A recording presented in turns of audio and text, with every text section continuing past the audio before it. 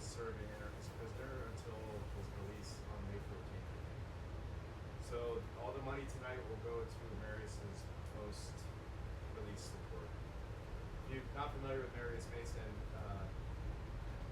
he's an environmental and animal rights activist, anarchist, writer, artist, and trans activist who is serving the longest sentence to date for acts of environmental sabotage. So all the money tonight will be going to support Marius post-release. Thanks for being here. We're validated by your presence, and here we go. Thank you. So this is a series of events we've been doing at p.i.t. For a little over a year, off and on, not necessarily every month, but maybe every 2 months. And it's a series of events that are about the intersection between visual arts, particularly comics, and performance, being things that are a little bit opposite to one another, in that visual artists and particularly comic book artists are known to kind of live in their room and sit there at the drawing table and do their artwork and not necessarily ever talk to or meet the people who are in their audience. And whereas performers, actors, poets, musicians, performance artists confront their audience, meet their audience, and interact with them. So we are trying to do the intersection of those two things. And the first artist I know who did that was a person named Vaughn Bodie, who was an underground comic artist in the late 60s, early 1970s, who would do slideshows of his comics and perform the voices of all the characters, usually in some version of drag. And using voices he'd torn from old movies. He would do a Mae West voice, a W.C. Fields voice, and a few voices he made up of his own. Vaughn was a huge inspiration to a lot of the alternative cartoonists of my generation. We saw those performances. Vaughn said that he opened for the Grateful Dead and people threw things at him. So apparently it didn't go over with the masses that well, but it went over really well with us. And Vaughn died way too young, and a lot of us remember Vaughn, like a lot of the graffiti art you've seen for 50 years on the subways and everywhere else is copies of Vaughn Bodie's both lettering style and characters. So Vaughn's cartoon concert is a big inspiration for this series. Tonight, it's about comics and art and poetry, and as my longtime friend Charles Frederick just told me, a poem isn't published until it's performed. So, poetry is the form of writing that is really for speaking and really for talking in public. So we thought working with poets would be a good thing to do tonight. The poets tonight are going to be Mark Hay, Charles Frederick, Mohammed Zenia, and Sandy Jimenez, who's also a comic book artist, and really a great one. And then I'm going to perform with the band I work with, Continuity of Struggle. So the first person who's going to speak is Mark Hay. Oh, and I should say, Mark's book is over there, Sandy's book is over there, the magazine we all work on, World War III Illustrated, is over there, and you can buy them from Tamara, who's running the table. Mark.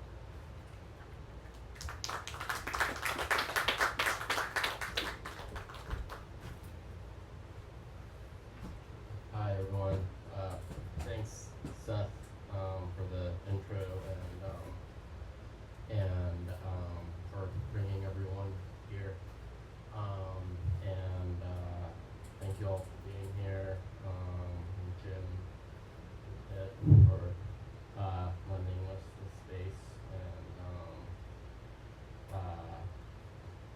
this event for Marius Mason and all political prisoners. So today is the second day that that my book of poetry, my first book of poetry, is published. And I just got the copies yesterday. I'm just gonna read from here.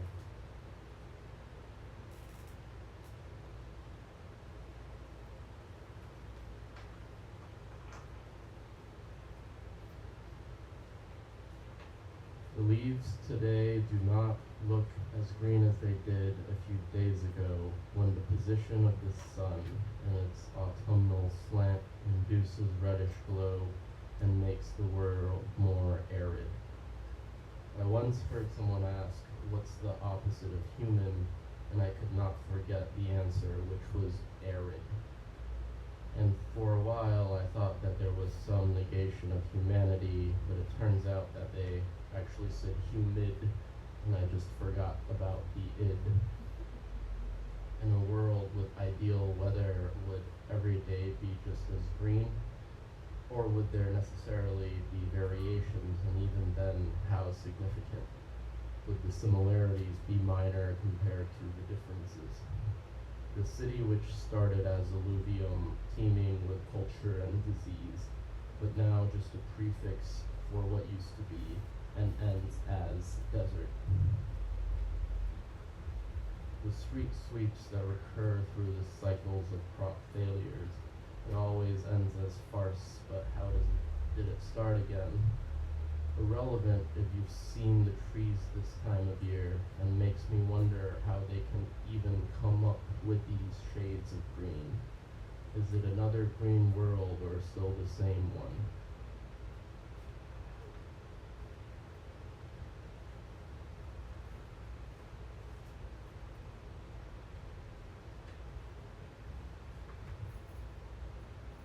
The burial of clay idols, earthen limbs, was the first terracide. Second soon to follow, or already a work in progress, starting from when they stripped the tracks of streetcars, or even earlier forms of slash and burn architecture. Idols rebuilt as Gnostic cupolas to approximate daily sphinx. Pose you questions, transmit thoughts through dreams, and you take a picture to better remember its image upon waking. After finding the photograph between the seams of your eyelids, the Sphinx asks you, how did it get like this? From the realm of reminder to conscious association. The question is asked by another. The question is the Sphinx. Before it is asked, does it have to be begged? Every question finds its answer in a self-fulfilling prophecy, but whose selves do they fulfill? Self is recursion. Self-similar Sphinx has so many questions. The Sphinx is an inquisitor. The Sphinx is a sentinel. The city is patrolled by its sphinxes. The city is the Sphinx. The poets from another era have declared the city has forgotten you, but the city has no longer forgotten you. Instead, it scrutinizes with penetrating gaze, gnawing at your liver, yellowing at your cornea, for fear of everywhere edifice, for fear of everyday Oedipus. Leave work under weather forecasted in a Markovian mood. Cold hands configure a mini-max mudra. Rate of return in future warmth. Exploit the rising interest rates in labor theory of heat. Heat theory of time, time theory of labor theory of heat theory of cold. An idea is a theory without rigor. An ideal is an idea without theory. An idyll is an ideal with a landscape. An idol is an idyll slaked with the accumulation of sediment and its infinite idleness. No theory, only dust. No ideal, no idea.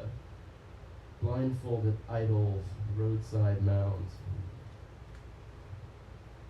Once they had been stupas to Earth Mother, replaced by blinkering altars for transport theories with fixed income prayers.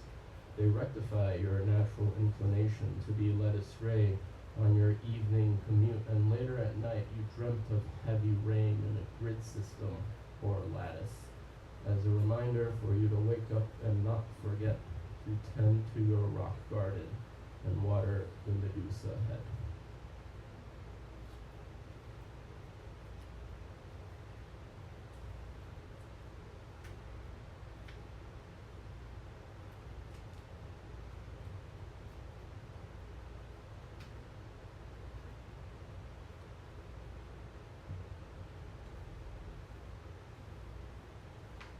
Trying to find the ones that are about it being really hot or humid.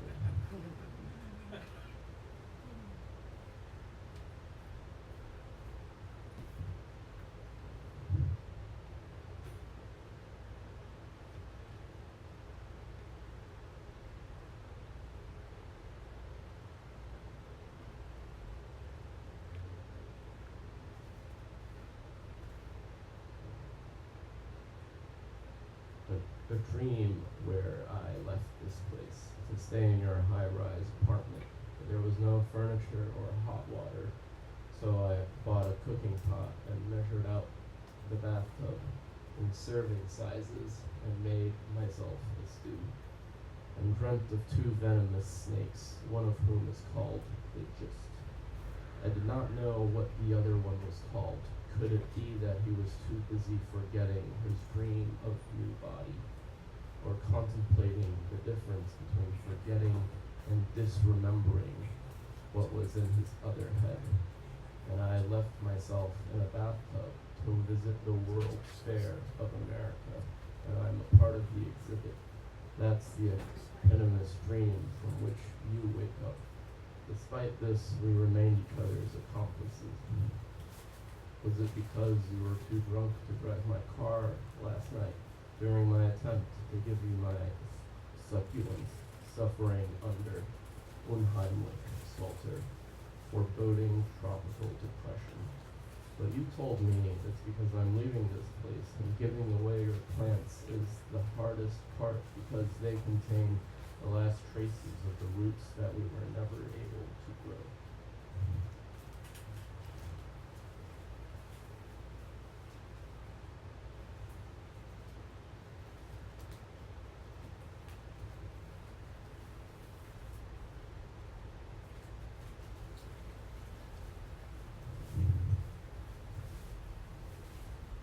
Hungry Ghost. Hungry Ghost has a narrow neck and bloated stomach, driven by neurotic desire, always hungry, but he doesn't have good taste. Hungry Ghost is rarely asleep, but half awake, always ill, but never dies, unable to dream, but walking in sleep, fugitive in his fugue state, yet he remains vigilant. Hungry Ghost has so many meetings and unread emails, always busy with nothing to do. Hungry Ghost acts with such untranslatable shamelessness at the movies, at the park, at the office, after hours, at the art gallery, but he doesn't even look at the art. I understand the plight of Hungry Ghost, but I can't do nothing for you, man. I got my own mouths to feed. I could educate Hungry Ghost, but after years of study, I am still illiterate. All I have is a Costco membership.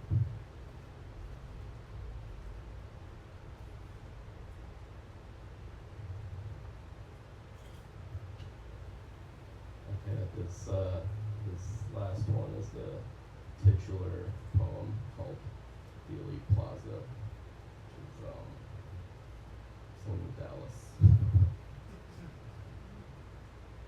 Driving along the Corbusian contours of JFK Expressway, which is not actually called the JFK Expressway.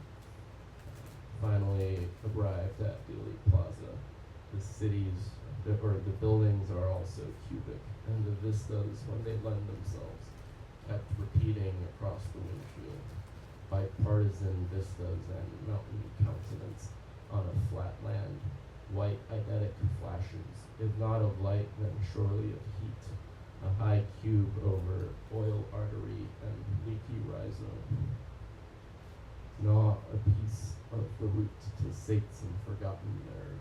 Compulsion pilgrimage to remove the fractal from the spiral between asphalt and elm, which always changes color, but its location is exact and shape immutable. Though perturbed, invariably reappears overnight. Compulsion pilgrimage to the city as temporary reprieve from the country under the tyranny of the city, or leaving the city for that same reason, to escape from itself. Like an eye of the storm, or just the opposite, a storm arising within the arid plains, the incidental storm with clouds outstretched, forming the boundary of the state, overcasting the city. Demarcating the boundaries of metropole and hinterland, demarcating the east and the west, a region or religion, an addition or addiction, the west who secretes its poisons, but for every poison there must be a heretic. That desire for a life on the range extends even to the most mid-Atlantic of mandarins. To be reborn in the west, in Texas with its long and short memory all along its Corbusian contours, how could it be wrong? With cheap but always rising property values and wide open skies for lack and want of more and more territory, implying the dematerialized West, or there never was a West, just like there never was a Dealey Plaza, only the event that had taken place there. Just consider the motorcade not as a process but as an image, the ballistic not as a singularity but as a process, the process of the West, a moving, writhing mass of complexes, the process of the end, but it will never end. As the West is the journey, but never, ever, ever, ever the destination, or the West as a mistranslated prayer of the pure land, or the West as a land of eternal bliss, or the West as a land of the dead. Desert again, the white-boned demon with her rawest rose. But there is no desert, only a lack of vegetation, conjuring Dust Bowl windshield, quotidian vista, an impressionist painting, and similarly blurry in politics. Corpus Christi, a city of lights, body of Christ and oil-slick machinery. Behind every house a yard, and behind every yard a very white dog. Kyle, Texas is still a real place. Imagine oneself haunting these suburban hematomas and emptying out the imminent laundry. What really separates the country from the parking lot? Gathering clues while looking for my castle on the freeway. Piecewise recurrent along these Corbusian contours, and reupholstering the spiral back into the fracture, or looking for a methodology, or looking for some infallible device to find the remainder of a home still left in a hometown, or to find the land of eternal bliss, or to find the land of the dead. Thank you. Thank you, Mark. Mark is also a comic book artist who has worked in World War III Illustrated, and he has a poetry book there. The next speaker is going to be Charles Frederick. He's going to need this stand.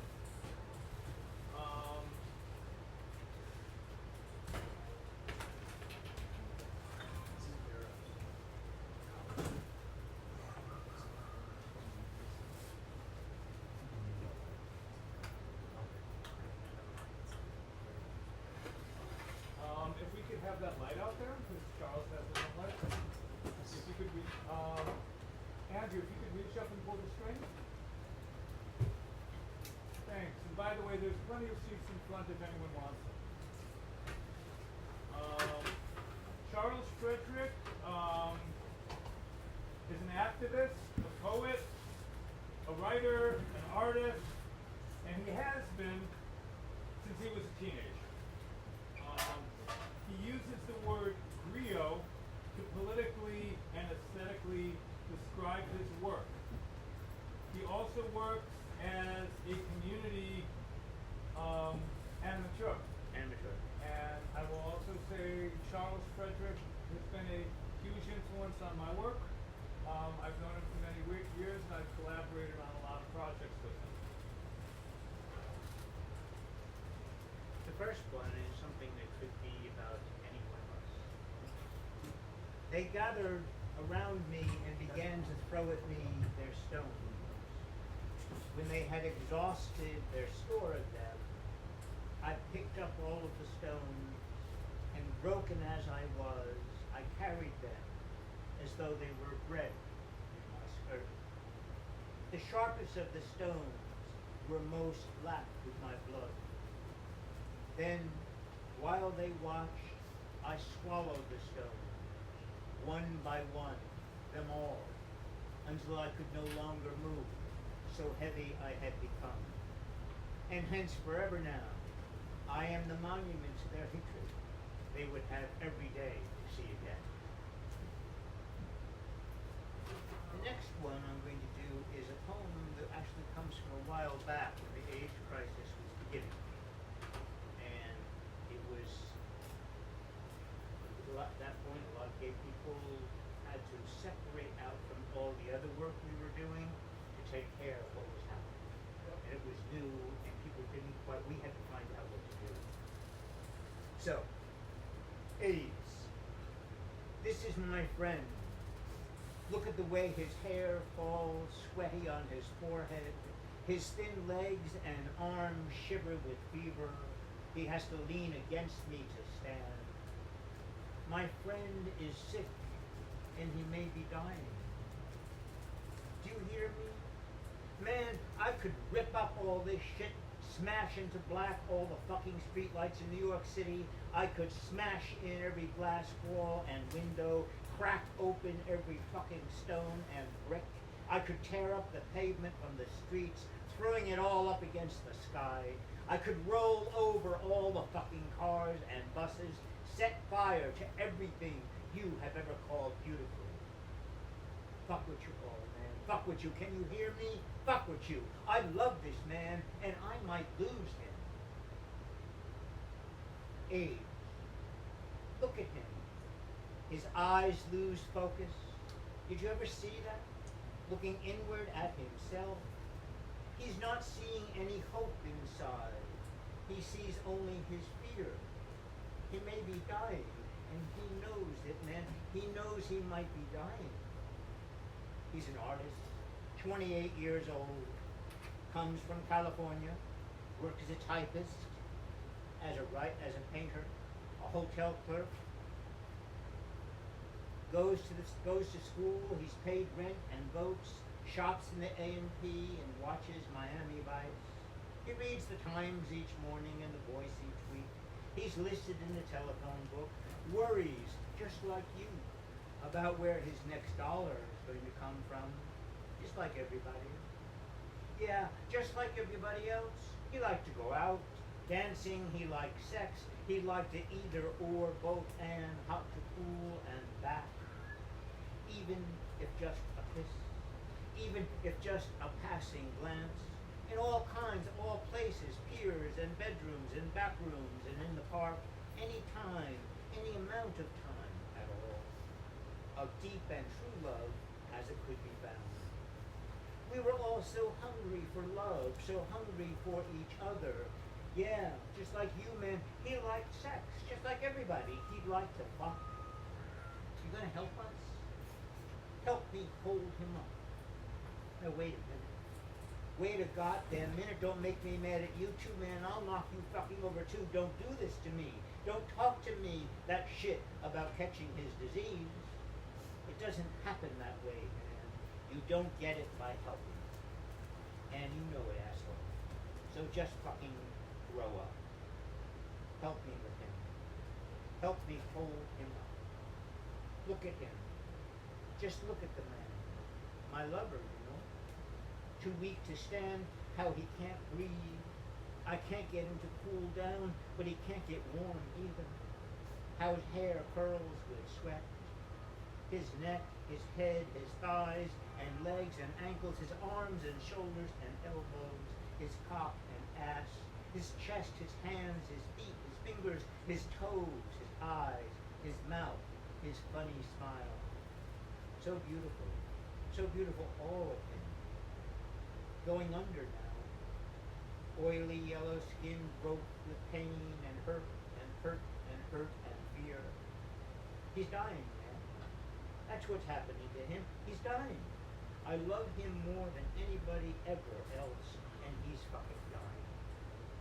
Know what I mean, friend? That's what AIDS is. It's somebody sick. It might be somebody dying.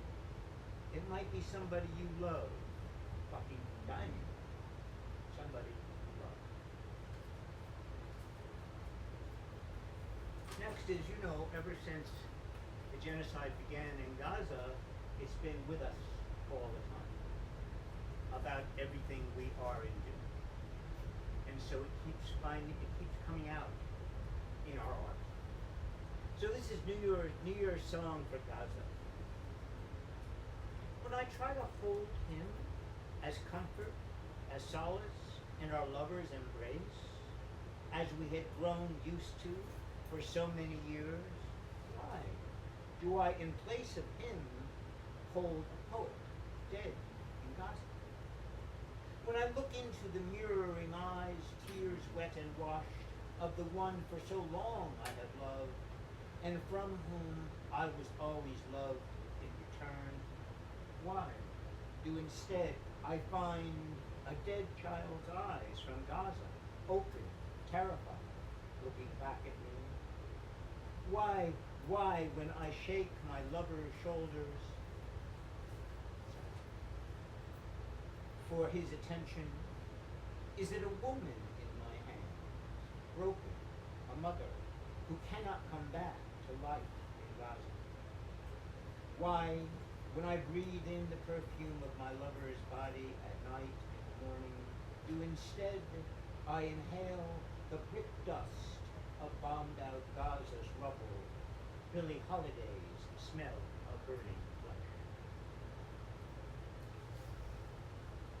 The other thing, next one I'll go to, another anti-war piece. I've always hated Memorial Day, even as a child. I knew it was about death. They wanted to make it about the glory of war. Memorial Day.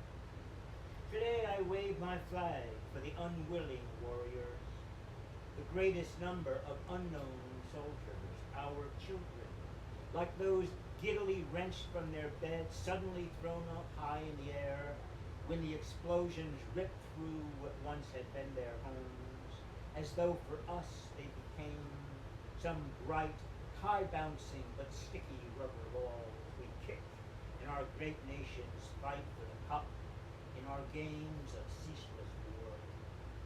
Children's bones broken everywhere when thrown against walls and roofs, stone and brick tarmac and sandbag defense, while from above and aside glass and wooden shards of wounding, celebratory confetti piercing like nails on a cross, the flesh of those with the smallest limbs.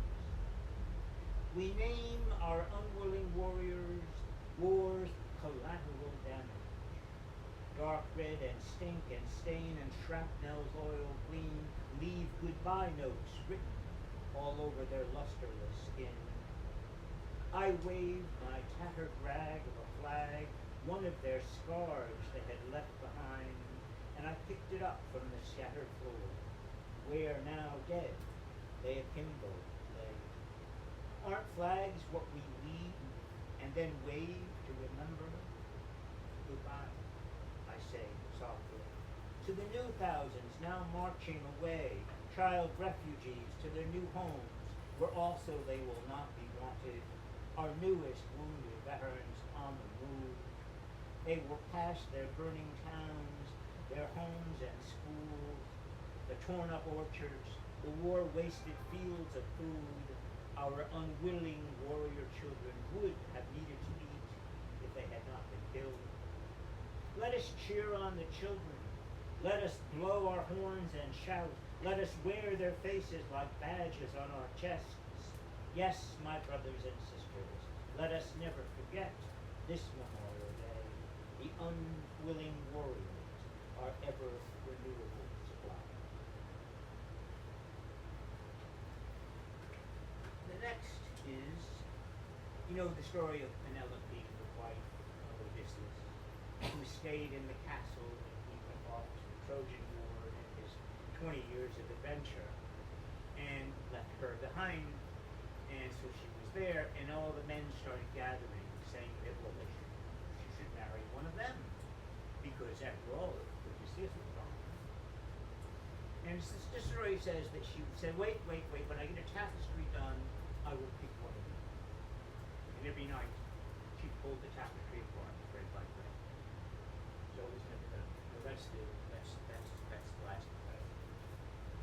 There. Yes, thank you. My version. When Penelope finished, she stood back from the loom and looked at her enormous tapestry, as large as a castle wall, made of multitudes of colors and textures, bright and dark, equal day, equal night, all appearing as though in motion, like the surface of the sea or the sky in every weather, every season. In this work, she had dreamed all of her best of heaven and earth, what made her profoundly content and happy, although also sorrow, also grief. Some time passing slowly, her heart a deep well, and her many lovers, men as much as women. She saw this as a beautiful thing, a vision executed with care of mind and hand, with slow developing and surprising harmonies, magnificence, a vision of grace, peace, prosperity, collective well-being for her people, pleasure, love, art, joy.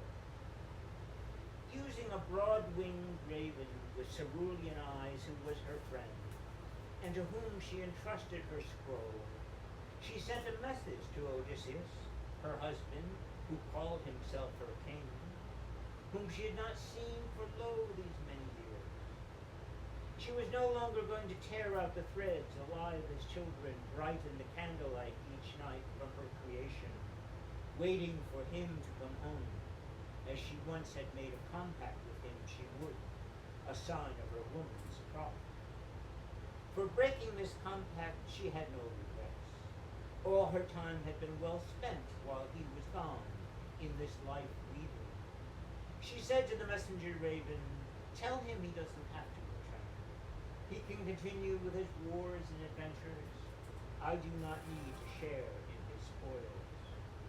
She had made the world without him, and could well defend herself if ever it were necessary, even against the great Odysseus. She had learned, never had she actually needed him. I know of one which is about getting older. Who's okay with time? Yeah. Just go. This is called Bones. That winter spring night, I heard the wind first stir, then blow, and so I awoke. With the windows open, curtains in flight, the boys in their shawls and scarves and wings, all the outside came inside, much that was alive, much that was dead. I sat up and slowly I took the bones out from my body. I laid them out on my bed. You look tired, I said. They were ivory, yellowed, and some with some stains of flaking rust, dull, coppery red. Rows of masks grinning at me with far, far too many broken veined eyes. Older than I had imagined, not at all the me I had expected to see. Sighing, I gathered them up in my arms, all the bones. Was I weary now from the lifelong work, the bones so frail and shatterable, I was certain they would break, and I wept for what they once had so splendidly been, and I had, by terrible mistakes, still wished them to be.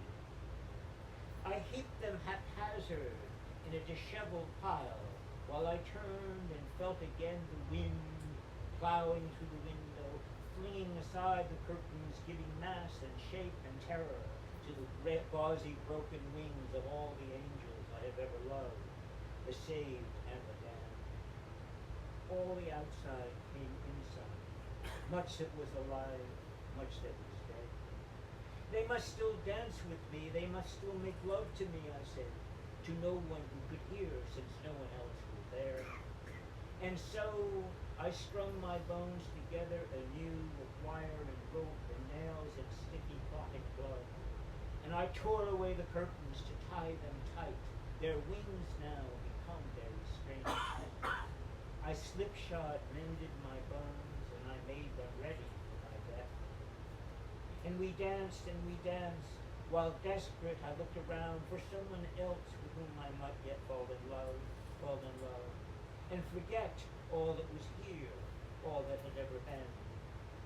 All the outside came inside, much that was alive, much that was dead.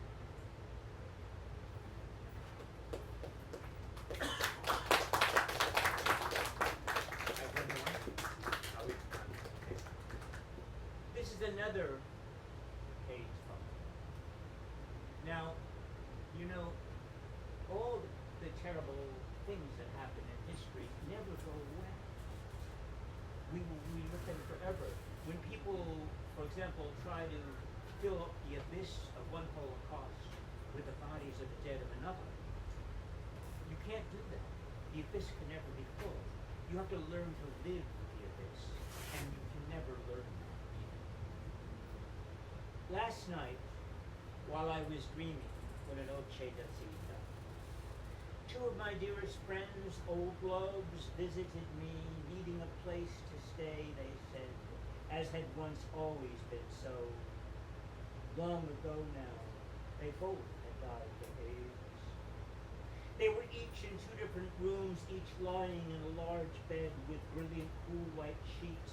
In each room, lying on suns, pouring out light, halos around their aurora of brown and golden bodies. So in each room, I lay down next to him, still naked for him. The way only love can make you and forever naked, just to say exposed is far too innocent and imprecise a word, lacking the fullness of all shame, all need, all ignorance, all eagerness, all that is tender, all that is fierce, all that is both fleeting and forever now, without a tomorrow, without a past. I held him close, brushed his red hair with my hand, kissed his eyelids, his brow, his ears, his nose, his mouth, his neck, his chest. Every ocean beach in the world, a different color and shape and reason to be, I noticed absently. Just like every man's bare geography of chest. My naked cock slowly rising, like from an underwater depth, we existed in a fluid realm of space and time, where we were never wanting more, never wanting either of them to go from here, caresses always going from room to room. We had once been a trio of three boyers, my cock also swelling from within with not blood, but the warm water I noticed in my eyes. I was crying. But now the dream presented me with a problem of impossible logic. I was surprised, but I was always the one relied on to find our way out of the labyrinth of our caprices. This time, I didn't know how to solve it. Neither of them knew they had died. Neither of them knew the other had died. Neither of them knew death as I did then with every new day gone. And I began to wonder first, how would I tell them? Shouldn't they be allowed to know? But thus suddenly the dream asked, was it true? How could it be so when their bodies still felt so whole and well and roused in my arms? We dreamed together. How? Since it was still exactly the same as I had always said. I never wanted to let them go. We dreamed their smiles of agreement, evolving and expanding concentric oval waves of water spreading larger and larger and larger, even with the points of their eyes. The only thing true was the how, the way, a love there was, the all that would ever be or ever true, the I could never leave the dark fluid space of them and us, even though this sleep was so full of sorrow, so full of dread. Perhaps that was where I had always wanted to stay, in this dream, regardless of its price, at least with them, perhaps too in bed. And I decided I would never tell them. Please, don't wake me up. Please, please, don't ever let them know.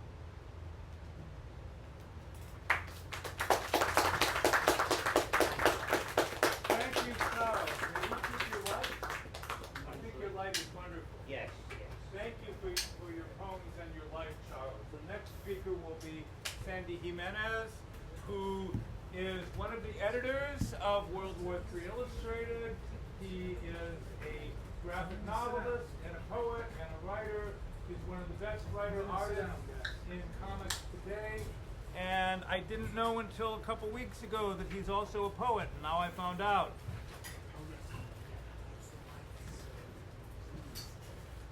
Okay. Hear me? Wrong one. I mean, I'm pretty loud. Just a second. So, welcome, guys. This is the collection. If you guys buy it today, it's discounted at $5. But more importantly, any copies you buy here, all the money's going to the P.i.t. So, we want to support our local bookstores. I helped start a bookstore up in Washington Heights called Word Up that just made its 15th year anniversary. So, go to your bookstores, empty your pockets, engage, So thanks for coming. Thanks to our poets. And, okay, I'm gonna screw this up. I just know I am. Am I aiming this the right way? Yeah. Okay, great. So, these are poems that I actually wrote just a few blocks from here on South 8th Street back in 1991. And I kind of never did much with them except perform them at a couple of places here and there and sort of gather images for them. This is when I was a welder. This is when Brooklyn was, or Williamsburg was a fantastically different place. And then I proceeded not to perform these again for like another, sorry, I'm moving around a lot. You guys can hear me though, right? Like I'm loud enough? Okay, so I might be cutting in and out a bit until I actually start reading. But these poems are kind of things that I wrote in exile. I grew up in the South Bronx. During the decade when it was more or less burning to the ground. And this collection of poems really sort of is named after a particular year, starting with 1969 all the way through 1979. I'm going to perform 76 onward, just to not torture you guys, but also to give you something to read if you decide to buy the collection after all. A lot of these images were done at the Village Copier, for anybody who remembers those days in that culture. Kinko's was a 24-hour operation that you would just come in at 2 in the morning, Xerox stuff, pick up stuff that other people had left behind and use it as you could. So that's what sort of fueled a lot of these images that I created along with these poems. This was at a time when I was really trying to figure myself out and figure out what I was going to do creatively. I knew I was already a writer, but then I met Seth like really right around this time and wound up doing comics, oddly enough called Shithouse Poet. It's kind of what I'm known for. So there are poems in the early stories that character is supposed to be writing, and Seth wisely told me today these are probably those poems. So thank you for coming. So I'll start with go through a few of these years, just so you see the images that accompany them. These were images and collages I had done on the Kent State University shootings.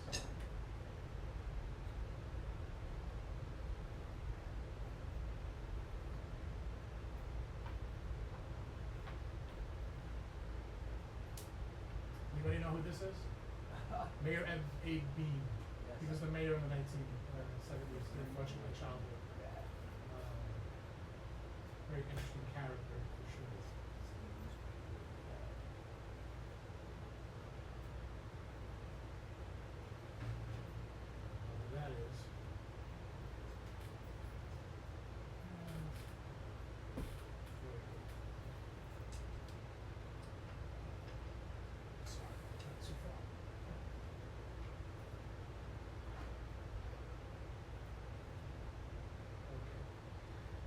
So, 1976, bicentennials, and the band played on as if there had never been such a thing as slavery, genocide, broken trees, land grabs, internment camps, exclusion acts. America can appear to be all ash, sorrow, and horror if your eyes are open and you're not too drunk, or just drunk enough. Sundown can smell like a bucket of hot pennies in America, and on the 4th of July, cordite and mausoleums. Keep low, keep ready, stop, drop, and roll. Under the bottle rocket's red glare, somebody's house went up in fire and smoke, while the Macy's fireworks display raged on over the East River. Fire trucks are actually water trucks, I thought as a child. You could taste the plaster and dust and burnt sugar from somebody's dead kitchen, riding the summer evening breeze until a whole block had gone up. We slept on the fire escape some nights, sweaty, dozing under the scattered stars, blurred by the smoke of someone else's home and earthly belongings.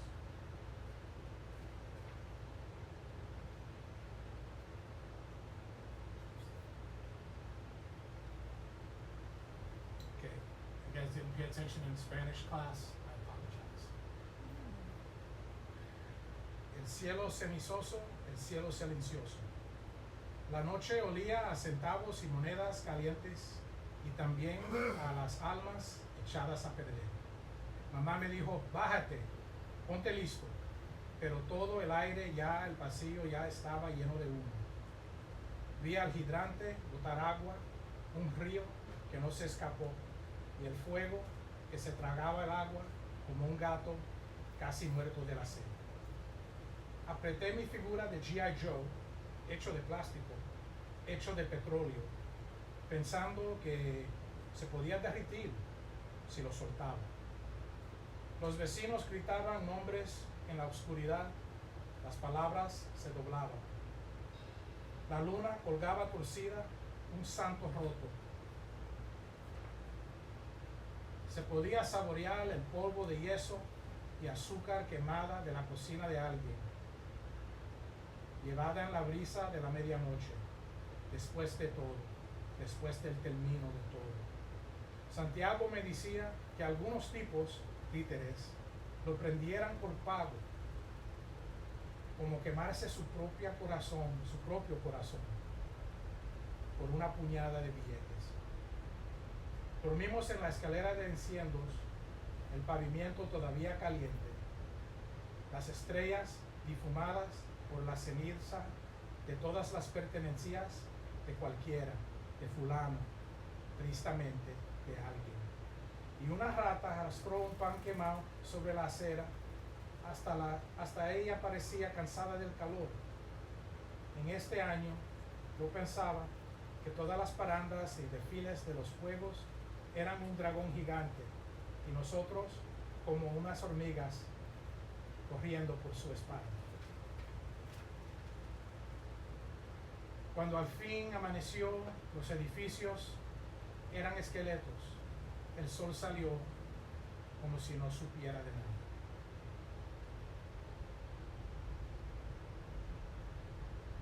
Okay. So, this gets a little spicy. So, fuck Tony Manero, fuck Bay Ridge, fuck Bensonhurst, and fuck you too. I was 9 in 1977, and I figured that year, with Star Wars, Close Encounters of the Third Kind, The Sentinel, Capricorn 1, Slapshot, The Rescuers, Suspiria, and The Hobbit, couldn't end badly. And there was the Blackout and David Berkowitz. I can't say those scared me or freaked me out much. Not the way Michael Winter's film did. They just didn't last. Because unlike The Sentinel, they weren't thrilling. The Blackout and The Son of Sam were just scary and real. There were Thing 2-in-1s, the X-Men, DC Dollar Comics, and my Ross bicycle cobbled together from junk parts by the super, Benny. I remember at Christmas store windows, H.L. Green, Corvettes, Dollingers, Alexanders, and Two Guys, and shipments off Formidable Road. I remember the magic of that first safe December in the housing projects, the year of our exodus from the tenements. We tumbled in to see Saturday Night Fever, a grown-up movie about cool dancing cooler music, and Vinnie Barbarino. We were treated. We were treated to a coming-of-age movie starring people way too old to be playing teenagers. Tony danced better than anybody.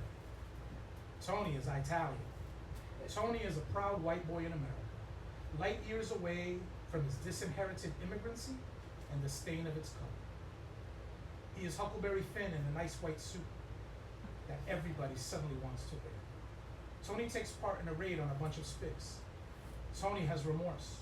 Tony tries to give up his trophy so that the spics can get a win. Yeah, right. It was a story based on a true story, which means it didn't happen that way or at all. Which means it wouldn't have happened that way or at all. It was all feel-good fantasy on the order of King Arthur, Robin Hood, and it pissed me off. Chalk outlines weren't always about homicides. Chalk outlines were our fleeting hourglass title of admiralism. The games, gamesmanship, work of children. Skulls, Scully, Skelsies. There is writing happening everywhere, across the borough's heart and lungs. Those night work projects of record, like Cuneiform, like Let's Go. But these kids and me, we were hypermoderns.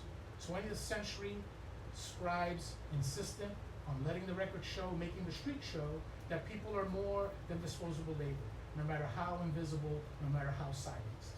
But everyone calls it vandalism, derisively and acclamatorily in Washington Heights, long before the words, Hall City, bark from the lips of children in Morrisania, Mount Haven, Melrose, and Tremont. Everyone will ratify this folk graphic design as a symbol of dying empire. Graffiti, a Greek word, a Latin word, a word Trajan, Hadrian, and Julius Caesar would have used. These first waves of this confederacy of young poets wove dawdle-scrawled letters everywhere the eye could rest. They tagged, named, marked brick constellations on rooftops, on water towers, and on trains, and more trains. This unbroken exhale, unbroken breath racing on giant block letters on the side of raging plate steel hustle worm, speed clattering on wrought iron elevated railway. And this is, by the way, the stuff that Seth was talking about with regard to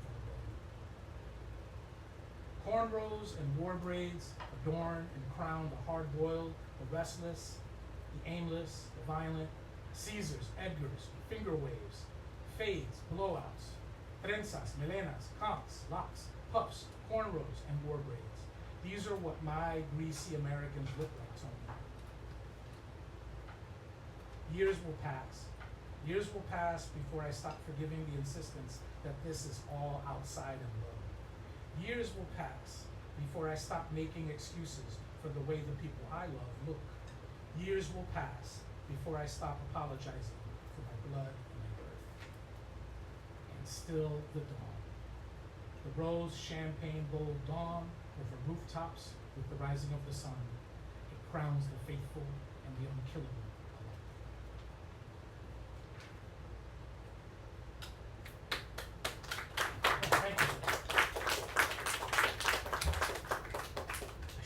For their more often.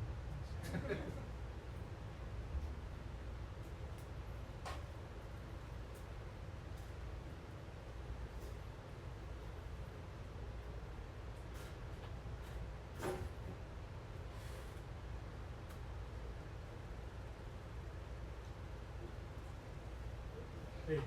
Thank you. Okay. Ashes have an echo in the South Bronx. Try not to see the windows like teeth in a hungry dead mouth from my own NYCHA House powder-coated window frames, which now slide left to right. Tertullian and Thomas Aquinas insist part of the rapture of being saved is laughing at the lamentations of the damned. But night smells of smoke and wet bricks, wet charred wood, wet asphalt, whether it rained or not. Survival feels bad, weird, hollowed out, and shitty overall. The real rain dance is for the fire engine hoses and the rent. You can only cover your eyes. Cupping your ears does little. Holding your nose does nothing. Okay, and I'm gonna have to sing two of these lines in this next poem, So hopefully you'll know what this song is, or I'm gonna sound really silly. Alright. El aire olía a neumáticos viejos y a periódicos quemados, y los callejones guardaban susurros que nunca morían.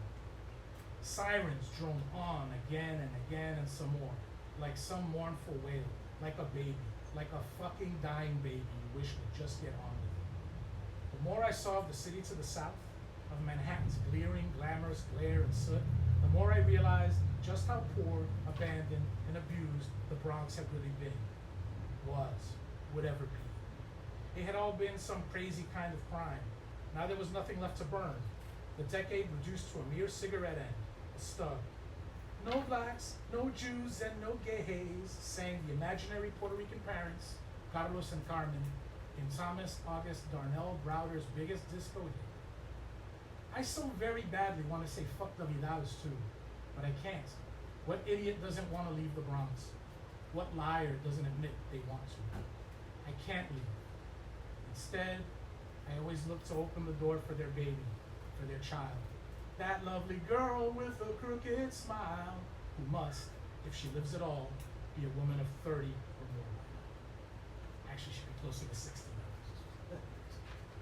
So, for the South Bronx, for my uncles who made this country of my birth with open arms, and for my mom. And for Matt. Thank you.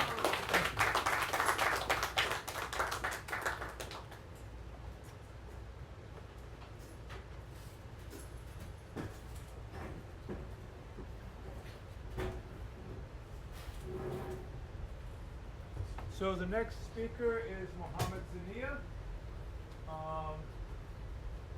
who is a poet living in this neighborhood, who I met when people were trying to evict his building, and amazing guy, but just let him talk. Hi, thanks. Yeah. Thanks so much for inviting me, Seth.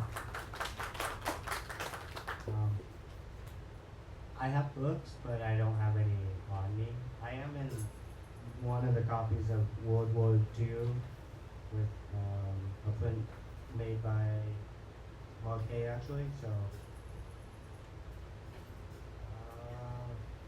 okay. I'm gonna read from my first book called Tel Aviv. Bear with me. Not about the place Tel Aviv. Alright. 1. In Tel Aviv, the children never sleep, and it is always night. Memory is an illusion. I'm shrugging myself into the image of the Eastern Parkway on a sunless winter afternoon. In New York, the children sleep in the sewers and always feel wretched with the teeth they carry for others. Tel Aviv is an appeal for madness calling from a payphone in the future. Tel Aviv is an endless suburb populated with only your friends. I wonder if my own childhood was in the cracked pavement of Tel Aviv. Because, to be perfectly honest, I can't remember a thing. The smell of formaldehyde, tears, and a certain sadness that enveloped your limbs like an ocean of smog. Everybody walking in unison with ghosts and the condemned, with the soon-to-die crowding the waiting room of the amputee department of the local military hospital. I was always happy, and I think that's what Tel Aviv is or was. When the first bricks were laid, people believed it could be. Tel Aviv is poetry. 2. I was hungry, so I went to a supermarket in Tel Aviv, and everyone gave me fish and wine, and all of it showed me the overwhelming beauty of the human spirit. There are 7 suns hung like a smile over the Tel Aviv skyline, but you get used to that sort of thing here. In Tel Aviv, the craziest things are always happening. I saw a Sark sipping a mimosa, reading the delicate posture of shorts, leaping to and fro as if the words were dancing a threatening him. Here the bricks lay down on the streets and loudly weep for hours at end. Tel Aviv can vanish into the earth only to reappear moments later. 3. I went to Tel Aviv and all I got was a fucking headache. I was expecting a dance club and Turks and Caicos and wound up in a casino in West Virginia. Hungover, broke, addicted to meth and lonely. That's Tel Aviv for you. 4. Every time I go to Tel Aviv, I lose my teeth to the desert and wake up in my own bed. I couldn't even locate Tel Aviv on a map. 5. Whenever I find myself bored and numb from it all, I like to weave my body through the skin of earlobes and rose-scented skulls of Tel Aviv, and this chaos of limbs brings me peace. 6. My grandfather moved to Tel Aviv and then divorced my grandmother after 60 years of marriage. It was a shock to everyone who knew them. My grandmother was the closest thing I can approximate to a saint. She stuck with my grandpa through the Depression and the Holocaust. She bore him 7 children and stood lowly by his side as he slowly began his monopoly on the Southern California dry cleaning business. The poor woman practically died of sadness before the papers were dry, and grandfather didn't even give a fuck.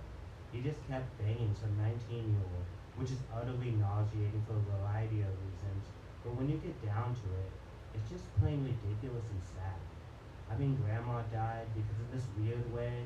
I think that act would essentially make my grandfather happy. That is what he wanted. And the man repays a last act of devotion by moving to Dade County, Florida with the 15th place contestant in Miss Tel Aviv. My grandpa still lives in Florida. There's Pirates of the Caribbean themed McMansion poisoning what little remains of the Everglades of Tel Aviv, and the garbage that swells and then sweats in the heat buried among the outskirts creates a perfume casing the memory of bone that will never leave. Tel Aviv turns you into a piece of shit. 7. Okay, here's the story. I take the bus from Lebanon, New York, and hope to arrive at the doorstep of Tel Aviv, Tel Aviv. I'm a simple guy and I won't deny this. I have simple wants. 1. The word peace spelled out in stone in the midst of the Indian Ocean. The stones gathered from the old rubble of Tel Aviv. 2. Church's chicken. Liters of Hennessy dipped in diamonds brought to me and my baby mama on silver and gold platters that bear the image of Jesus and his apostles. Judas Iscariot portrayed in rubies and diamonds. 3. For the Himalayas to finally beg the pardon and free the yaks of Tibet, who wrestle with the yoke of too many llamas. 4. The governments of France and Spain to form one perfect union which everyone says begin with I before ever saying anything at all. They'll adopt Arabic as a national language and English as a backup. 5. I want the Pope Don Juan as Pope forever. 6. I want a weed tree and a vacation. 7. I don't care who's dead or not. I want the Bee Gees back in action and for John Travolta to join them on stage one night only in Las Vegas. 8. I want my baby mama to name my son Homer and for him to write a war that never ends. 9. I want that war to be called peace and for my young Achilles to rest in the nightly arms of the lobster and dream in the pink skies of a war that has laid down arms and drank from the contaminated lips of faucets in the jungles that reside in the small intestines of dogs. We'll fight this war until all of this has happened, and the leader of our rebel alliance will be Little Wayne carrying a black flag upon a white horse. 10. I don't want to wish for anything at all. I want to wake up in my own blood and spit and say yes, this is life. Like my father had said and his father before him ad infinitum, to have the strength to put Tel Aviv behind me. The countryside in New York State is sad, of loss and the rocky aching of Tel Aviv. The couple in the seat ahead keep believing of the Empire State with a slight pine smell of alcohol. There's a melancholy to their movements. There's a silence which is total, buried beneath the curses and laughter and snarls. I close my eyes and try to hold on to an image of all the good things Tel Aviv will bring, but I can't.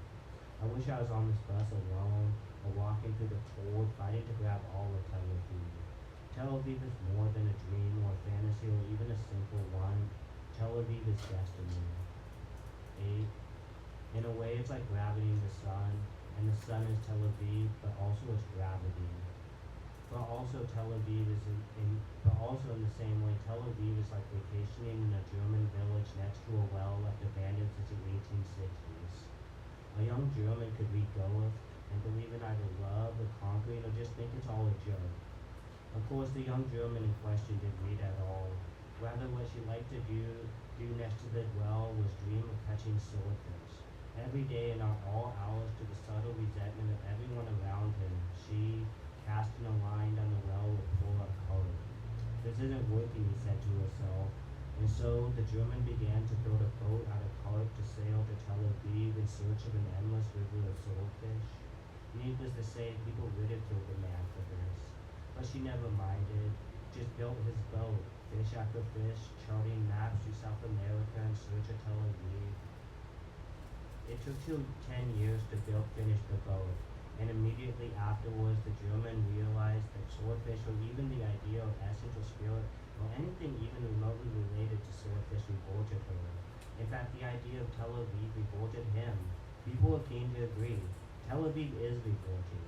An elderly man in a gold wheelchair warned her. In fact, I threw away all my money, went to Tel Aviv, and now my body is covered in burns. I got a bad back. Tel Aviv is a travesty.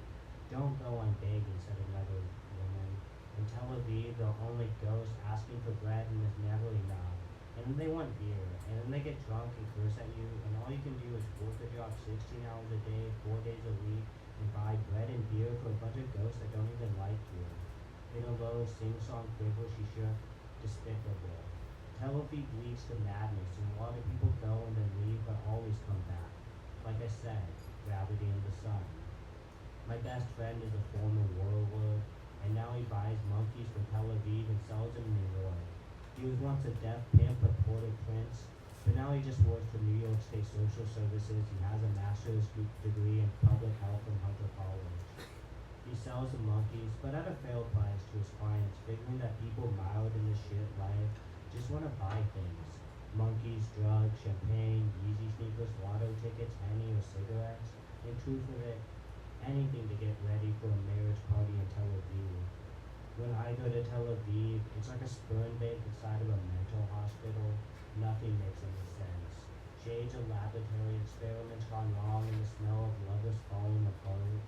Like every step you take to the old city leads to an avalanche or crumbling library with a noble attendant standing watch. Like a look can turn into an armchair or highway, a day's garden eating into the warm city. I think about all the loss of Tel Aviv and the hurt that people want to fly into as if they were daredevils or professional mercenaries, instead of people just searching. Tel Aviv is exactly like buying a monkey, building a boat out of fish in search of other fish or falling in love, getting into a fish fight outside of a bar with perceived and ridiculous slang.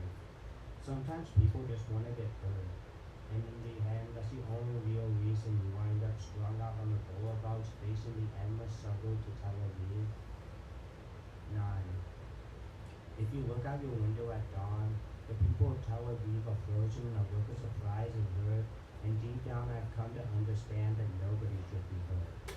Tel Aviv is like a bar at 3 in the afternoon where no one talks to anyone else, and when you find, or rather come back to yourself, you realize that this is not where you want to be at all. A, B, fragment A, B. All of my movements are like a collapse or salute to Tel Aviv. I hate Tel Aviv. I love Tel Aviv. I want Tel Aviv. I want the ruins of Tel Aviv. I want the ruins of Tel Aviv to I want the ruins of Tel Aviv to taste my own, and for Tel Aviv to become a bird.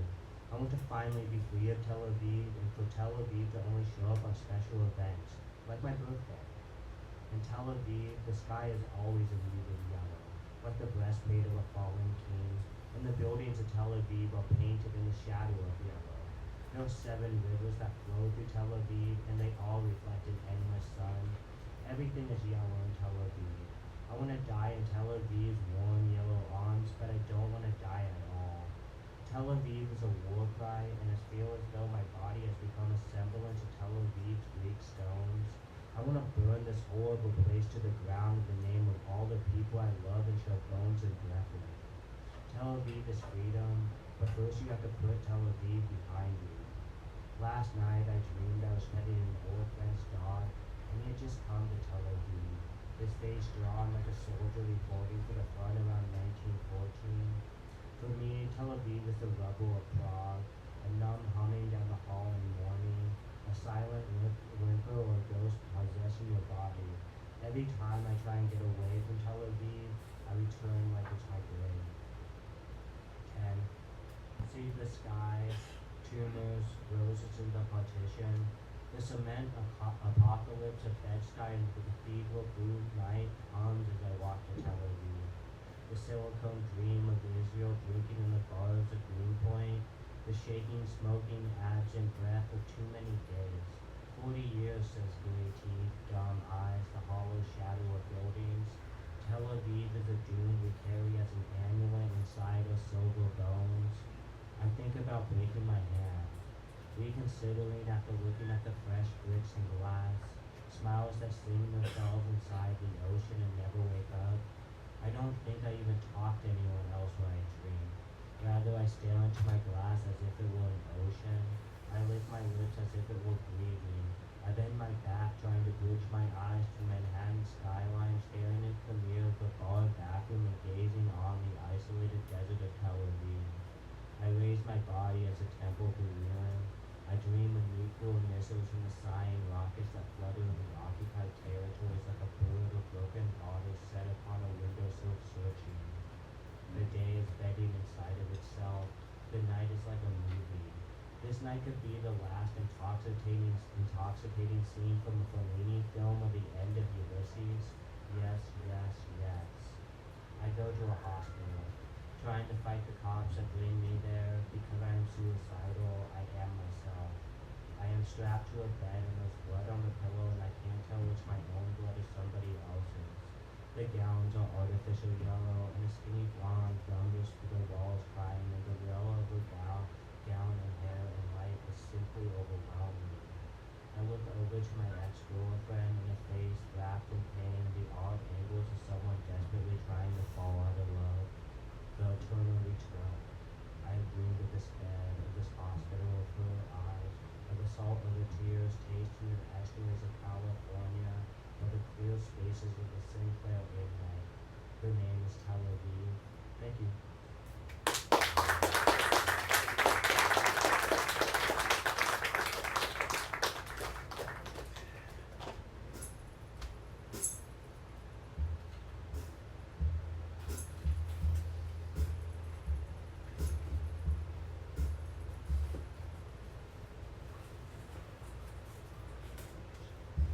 Thank you, Mohammed.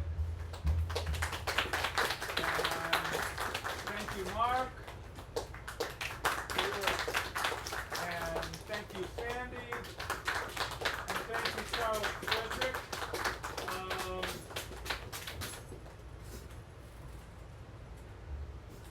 The pieces that Sandy read brought me back to New York in the 1980s, 1970s, and of course I experienced it from a very different angle than Sandy did, but it brought back that certain feeling. Some of Charles' pieces also seem to evoke that time, and Mohammed's pieces, of course, are quite contemporary, but they're also seem to be about the feeling of being in a city that's a bit overwhelming. This is a piece I did in the 1980s that was sort of my take on urbanism, and it's fairly simple. Once, I saw a man bleed to death. That night, people walked to the movies over his blood.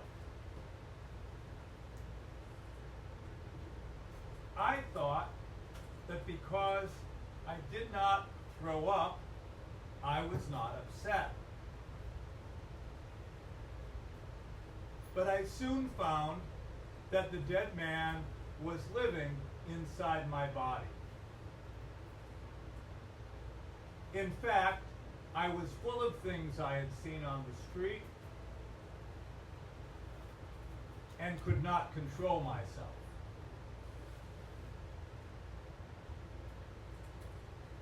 I was not the only one. I saw that all of my friends were eating each other. So I had to do something fast.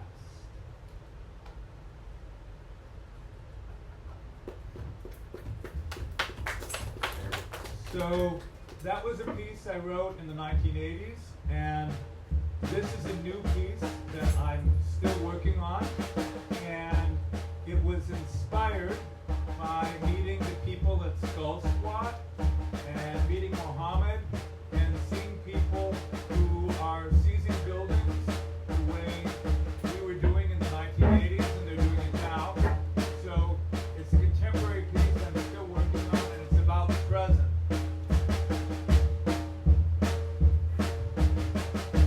A city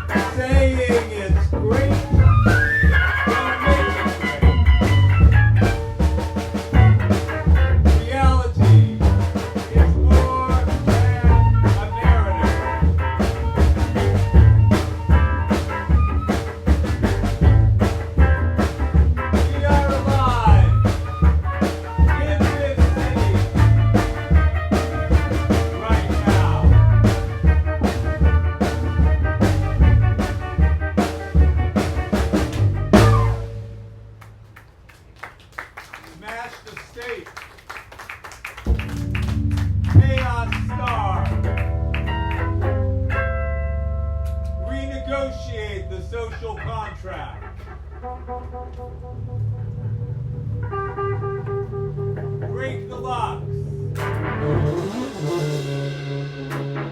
Occupy urban space.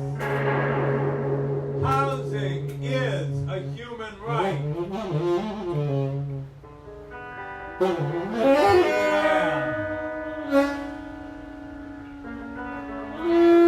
All means legal and all means illegal. Because a city is not a prison. It is a place to live and work. A place to make art. A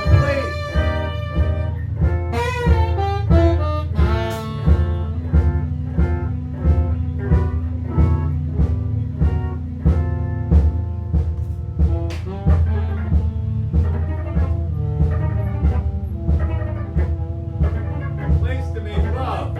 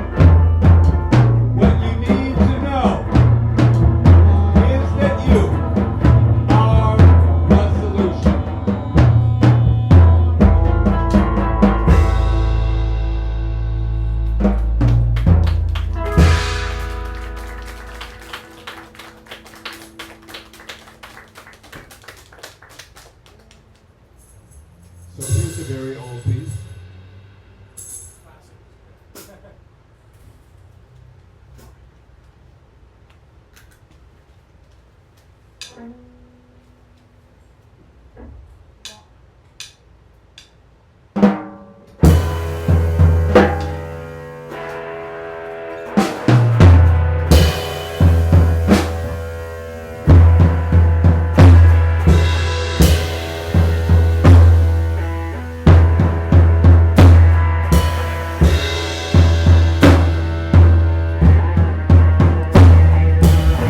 world is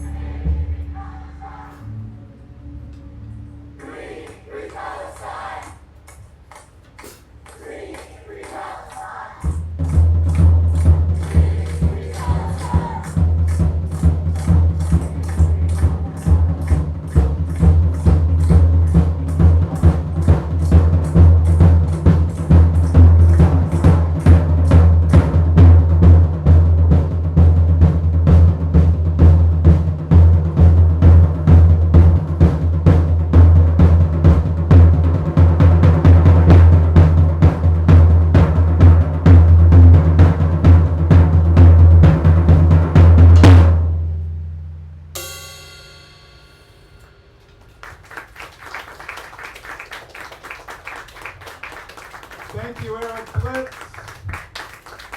Thank you, Doug. Thank you, Mark. Seth tobocman. Eric Blitz. This is a piece from a book I'm working on right now. I'm showing different pieces of this every time I perform. It's been a long time working on it. It's a book about the end of life, and the first chapter is called Selling the House. In the summer of 2002, I came back to Cleveland to help my parents pack their things and move to an assisted living facility in Florida. For most of my life, Mom and Dad had been powerful authority figures who sat in judgment on everything I did or said. Suddenly, they'd become small, fragile old people who would need my help. The house I had grown up in was being sold. I was the perfect age for this job. Too old to duck the responsibility, and young enough that I could still carry the boxes down the stairs without breaking my back.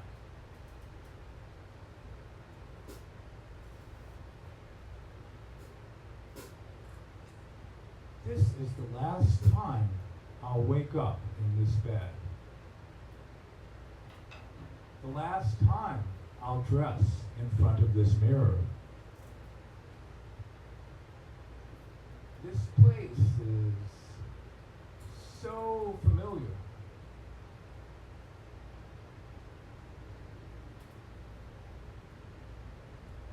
This house will soon belong to another family. I will soon have no reason to walk down this street. If I ever come back to this neighborhood, I will no longer be regarded as a resident. I would be an outsider, an intruder.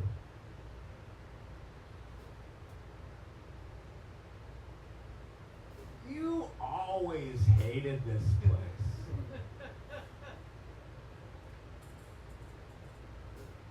When you lived here, you dreamed about leaving. And I always assumed I could come back. Here's the school building where you were bullied 5 days a week. How often did you wish it would just burn down? Yeah, but those were just fantasies. And here's the corner where your best friend helped a gang of kids beat you up. Do you really need to come back to this place? I feel like I'm losing something. You know what you're losing? You're losing your fucking parents. Yeah, but I can't do anything about that. No, but there's still time to improve your relationship with them. You've been fighting them all your life. I had to fight them. Dad voted for Nixon. So elections are what matter to you. What matters is that they tried to keep me from drawing comics. Really? Did they succeed? They succeeded in making me feel like a loser. Everyone loses everything.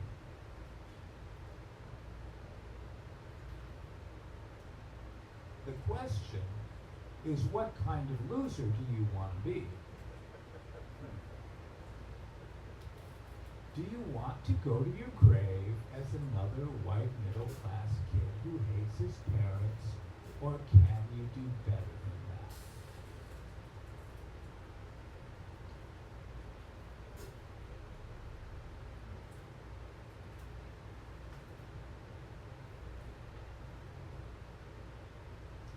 Fuck you.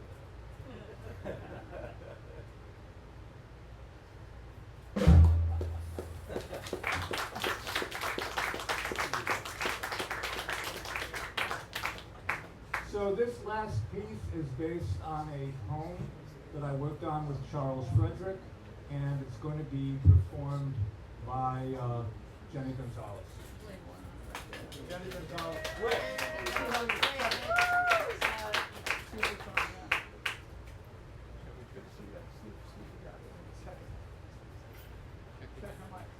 Mic check. We don't have it.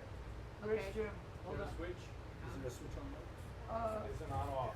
Okay. There you are. Got it. Here, you might need to turn it up. Okay. Jennifer, you start this by yourself. You know.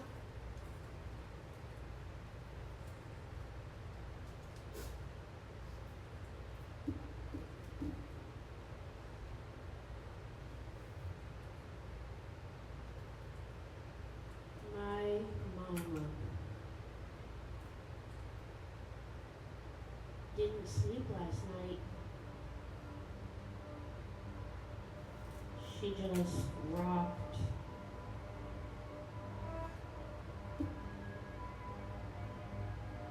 Back and forth. Back and forth.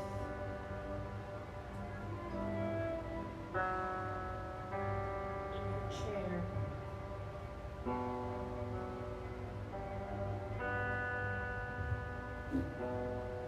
Looking out the window.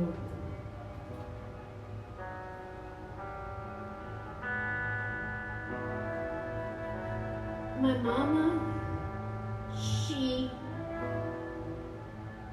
couldn't sleep last night.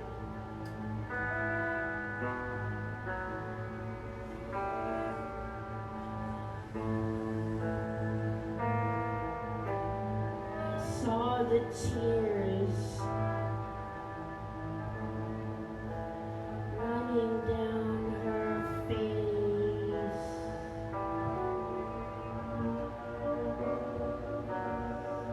And I asked her, why?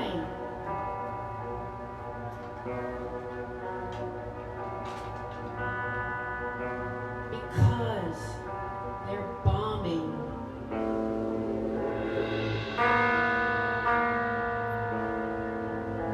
The people, baby.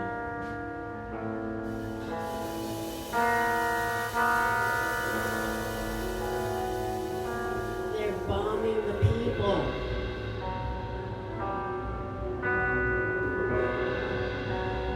Oh, baby. We've got to do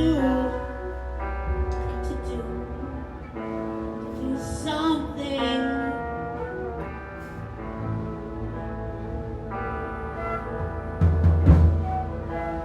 Bombing the people. No, baby.